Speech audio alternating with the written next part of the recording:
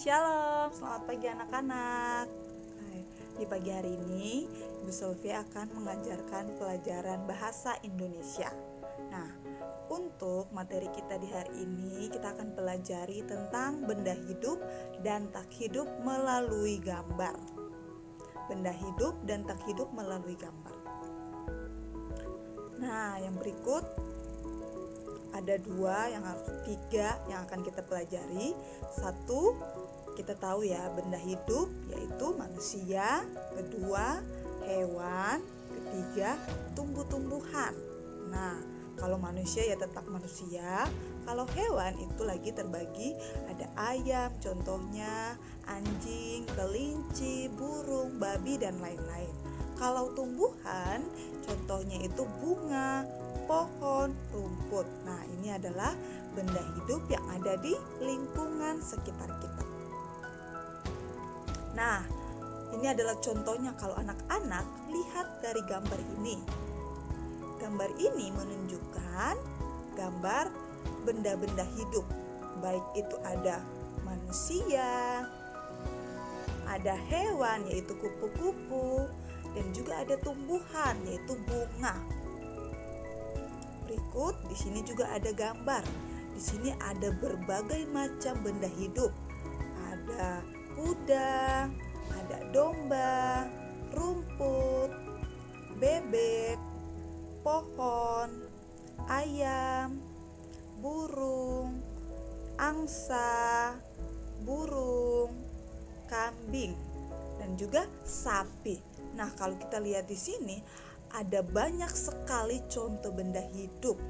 Kalau dilihat dari gambar-gambar ini ya. Nah, Ibu Sylvia mau tanya, kalau kuda itu termasuk dalam benda hidup? Hewan. Kalau rumput dan pohon itu termasuk dalam benda hidup? Tumbuhan. Nah, yang berikut contoh benda hidup. Tadi Ibu Sylvia sudah sebutkan ya. Ayam, ada pisang, pohon, manusia, durian, dan anjing. Ini adalah contoh benda hidup yang ada di sekitar lingkungan tempat tinggal. Bahkan kita sering berinteraksi, bahkan kita juga menggunakannya untuk kita makan. Nah, selanjutnya adalah benda tak hidup atau benda mati. Ini ada gambar kursi.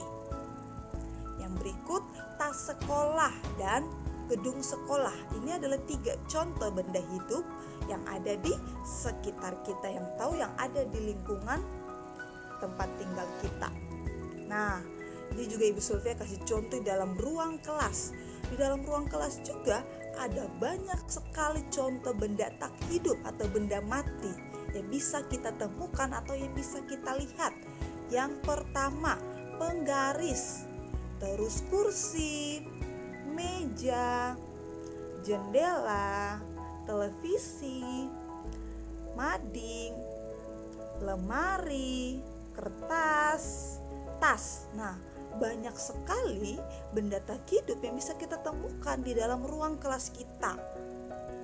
Atau anak-anak juga bisa menemukannya di dalam rumah kalian masing-masing. Nah, sekarang Ibu Sylvia mau tanya, apa perbedaan benda hidup dan benda mati? Nah, pertama kita bisa melihatnya dari pengertian dan juga kita bisa melihatnya di contoh.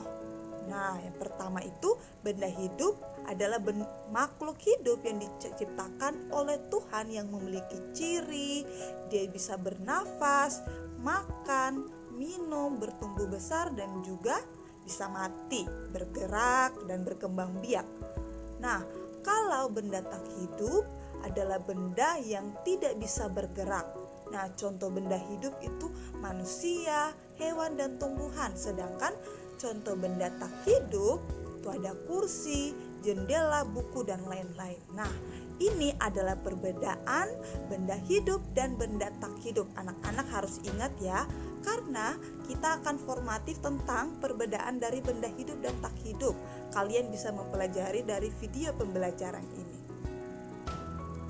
Terima kasih. Sekian pembelajaran kita di hari ini. Tuhan Yesus memberkati kalian semua. Bye-bye.